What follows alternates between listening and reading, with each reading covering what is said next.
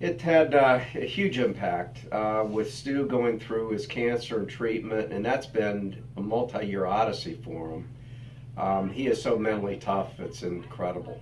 And I've always wanted to do an Ironman because it also requires a certain mental toughness to get through the race. And I thought, in doing that, I wanted to dedicate the race to Stu and maybe somehow find a way to get his story out as well.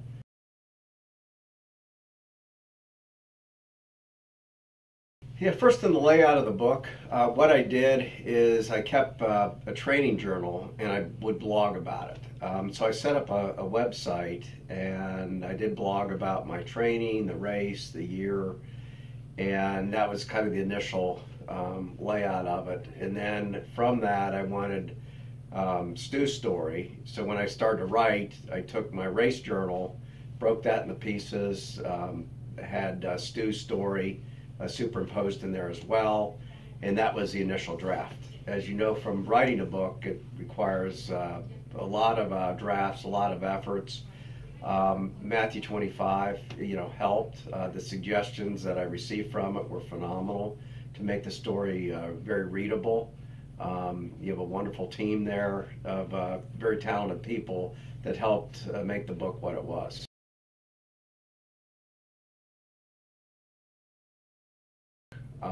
For me, time is hard to find, so I chip away at it. I'd write half an hour a day and stop, and that took about a year plus to get it in draft form, the initial draft, just doing that. And then from there we went through the editing process, and that took like another 6 months or so. So a lot of the issue in writing the book is finding the time and discipline to do it. One of the life lessons I learned from the book is taking a step at a time. So it's amazing what you can do by just saying, I'm just going to write half an hour a day. Most people have a big goal in their life and say, I want to write a book.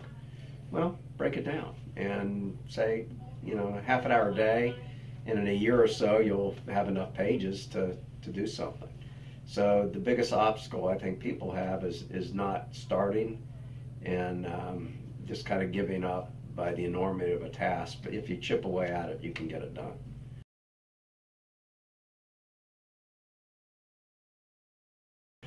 I would say hang with people that lift you up.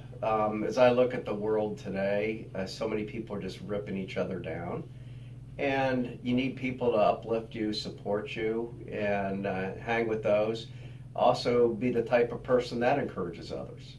Help lift them up. I mean, because if you go past the veneer of people's lives, a lot of people are struggling with finances, family issue, illness, and find a way you can help them, inspire them, lift them up, and help them to be better.